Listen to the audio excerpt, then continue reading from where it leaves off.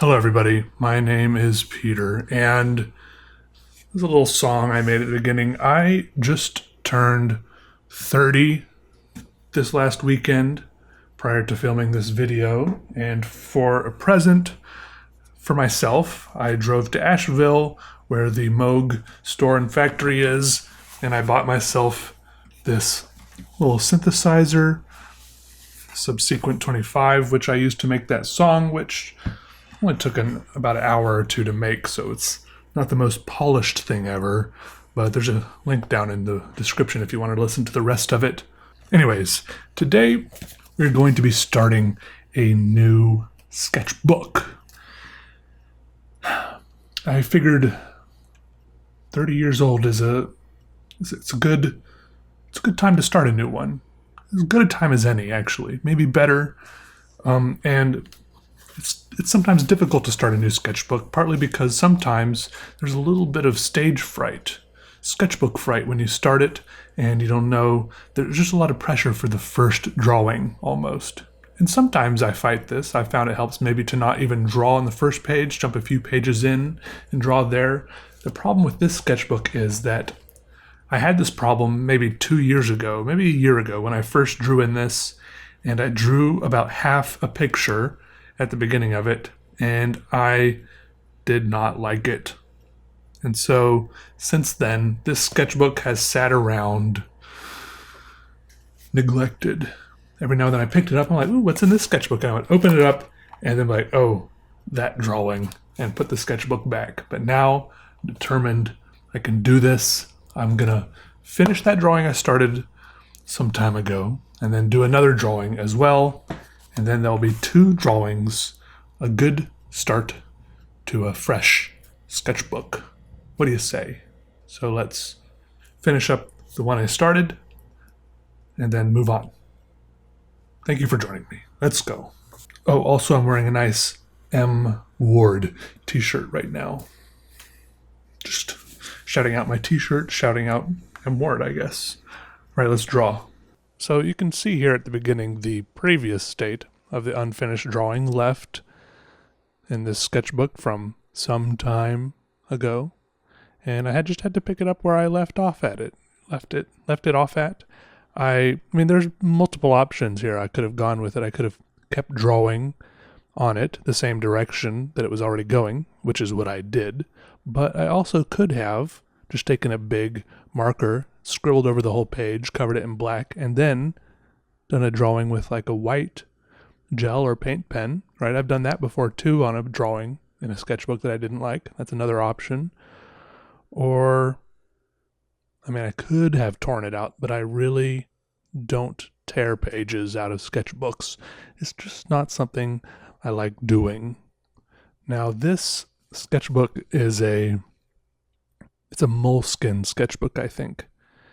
And I tested it out. Really, it kind of did help that there was already something drawn in it. The tiny upside was that I could tell that I knew the drawing was with this same type of pen, the Rotring Isograph, same type of ink, and I could tell flipping the page over that doesn't bleed through very much, so I felt comfortable moving forward with this, knowing that I could draw on both sides of the paper, so on and so forth. So I felt good investing some time and effort in this sketchbook. Because sometimes I do a whole drawing on a page in a sketchbook, and then I flip it over and realize a bunch of it's bled through, or it's really easy to see it through on the other side of the paper, right? And then I'm like, ugh, I don't know if I really, because I really like my sketchbooks to be like one big cohesive thing. Not cohesive as far as the subject matter. You know, the drawings don't have to be related to each other, but I like to draw on both sides of each page so that you can just flip through the sketchbook and it just feels really kind of full, right? Chock full, whatever that means. I don't know where that phrase chock full comes from. I don't even know if it's chalk like C-O-C-K or C-A-L-K. Those are both words that you pronounce chalk, I think. Anyways, I like my sketchbooks to be full, and when I can't comfortably draw on both sides of the paper, it's not as satisfying for me. Anyways, I ended up rescuing. I call this rescuing a drawing when it starts out in a way that I'm not enjoying, but then I pull it together and it ends up in a way that either I do enjoy or I enjoy a little more than previously. Sometimes it ends up with drawings that, start out badly and I leave for a year, a month, or a week and come back to, or sometimes it all happens just in the span of a day in one sitting and I rescued it.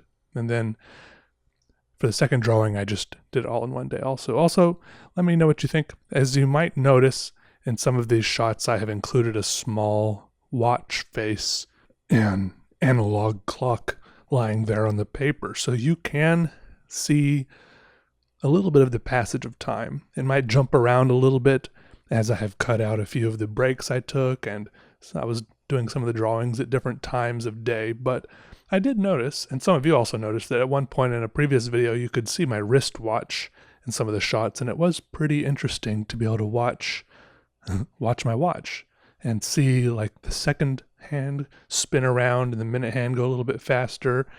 And let me know if you think it's too distracting to have the watch spinning around in the corner of the paper there, but it could be interesting. I don't know. Let me know what you think. Also, you can guess at what time of day I was drawing. I guess you kind of know, but it's only a 12-hour clock, so I guess it's 50-50. Was he drawing at 10 in the morning or 10 at night? Yep, so anyways, I am 30 now, which was a little bit scary coming up to it. Like, I don't know, there's something fun and exhilarating about being in my 20s. Something a little bit freeing and exciting. But my whole time as I worked my way through my 20s and I saw 30 years old, 30 etc. on the horizon, I was a little bit apprehensive and scared because I guess in my mind every time I thought of a 30-year-old, it just seemed like 30 was a little bit dry and boring. But something happened. Usually when I have a birthday, there's not a stark difference from one day to the next. You go to sleep and you're one age and you wake up the next morning and you're just like, well, I guess I'm this other age now.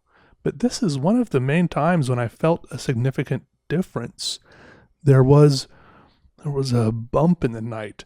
I woke up and I felt motivated and newly focused, and sometimes I've felt these feelings before, these motivated and focused feelings, and I know only too well how fleeting they can be. But I was just thinking about how fast the previous 30 years have gone by, and soberly I thought about how fast the next 30 years could go by, but at least for the next 30 years, I don't have to waste them learning how to use a toilet or learning how to walk or learning how to do, 2 plus 2 or algebra, right? The next 30 years seem a lot more wide open and filled with a wide variety of options that I get to choose from. So that is exciting, and I like that. And I'm very optimistic about the future. So here's to the next 30 years. Thanks for sticking around with me for so long, everyone. Good to have all of you. And I have started, like as I mentioned earlier, in briefly different news, as I mentioned in a previous video, I have started listening to some audiobooks. For so long I wanted to listen to audiobooks while I drew, but it just wasn't working. But I was listening to novels, and I've really realized that if I listen to kind of more, I don't know how to say it, like educational materials, stuff with that just presents information. It's not like I'm listening to textbooks, but there's, you know what I mean, like books about a topic.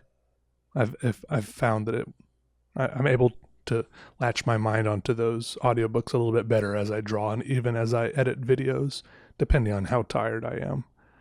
But I finished listening to a book called The Dictator's Handbook, which was really interesting. And now I've been listening to a book called A Little History of Economics by Niall Kishtainy, which I listened to for many hours while I was drawing this and editing this video.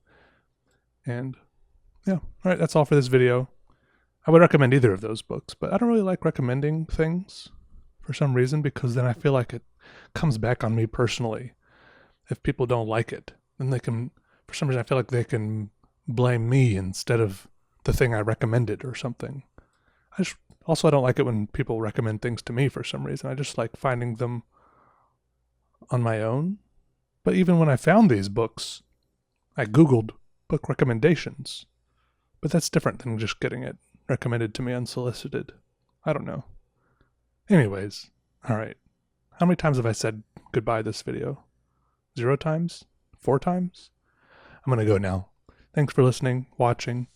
Take it easy, everyone. Alright, goodbye.